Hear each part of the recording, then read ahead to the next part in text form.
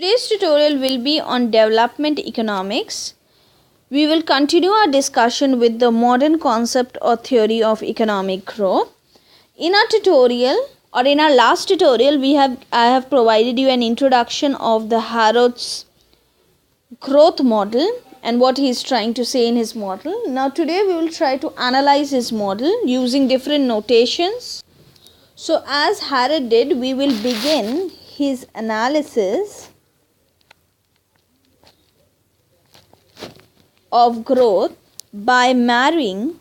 So in a marriage you require two people, so the two individuals here are acceleration principle, which form the basis. So acceleration principle and the theory of investment multiplier. Now, as we have seen in Domer's model, Harrod also explained that growth rate, which is given by gy, or you can even write delta y by y, depends on rate of capital formation or investment as well as the capital output ratio, which he defines as the value of the capital goods that is required for the production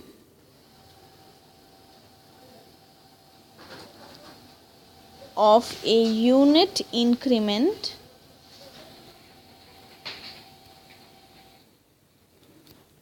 of output.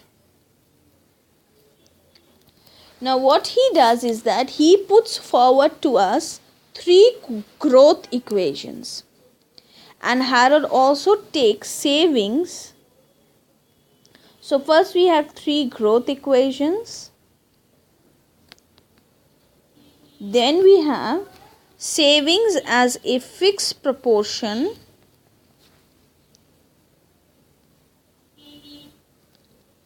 of national income or output. I am just writing NY. Now, presenting a more elaborate analysis of growth when you compare it with the Domer's model, Harrod, as I have talked about, has advanced three output equations. Now his fourth growth equation can be written as follow: gy is equal to small s by v, where gy is nothing but growth in a period. Okay, so this is delta y by y. Small s is the rate of savings, that is proportion of savings to national income. So this becomes s by y, and v here is nothing but our capital output ratio. Now what is important about this? It is important here to note that the capital output ratio, which is v in our Harrod's growth equation, and let me mark this equation as 1, is the one that is actually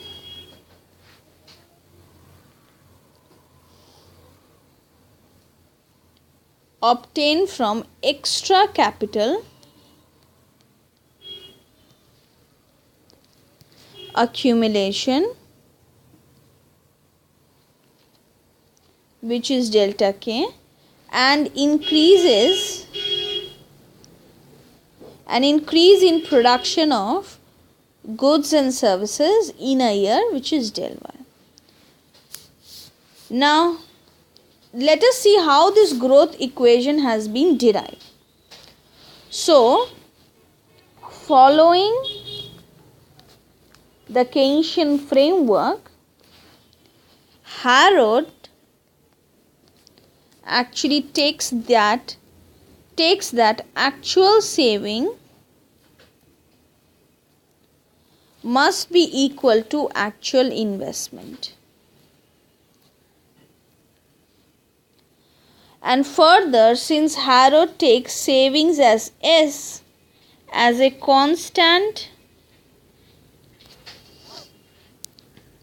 proportion of national income, say this is Y itself, in a period, we have this capital S is equal to small s YT, where S is nothing but our propensity to save. Now, investment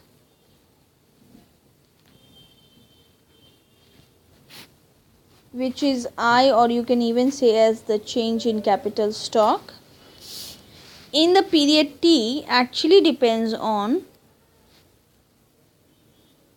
rate of increase in production or income. That is, del Y becomes del Y, or you can even write it as YT minus 1, and the actual capital output ratio, which we have denoted as V. So if this is the case, then we have delta K or Ri becomes equal to V bracket open Vt minus 1, Yt minus 1.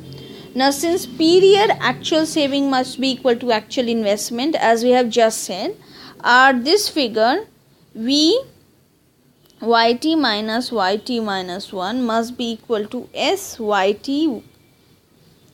Now, if we divide both the sides with respect to Y, we have V Yt minus 1 by V Yt is equal to small s.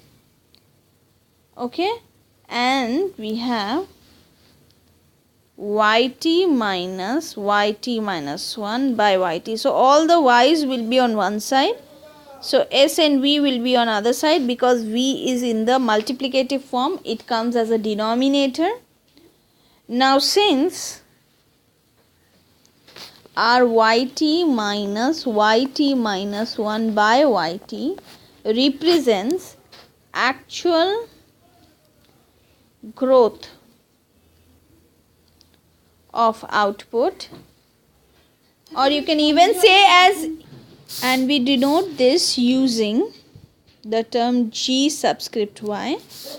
So thus we can write Gy is equal to S by V. Now Gy is the growth of output or income which actually, so this is the catch, occurs in a period. Now, this above growth equation is in fact a truism, as it is always true. By definition, depending as it is on the accounting identity that actual investment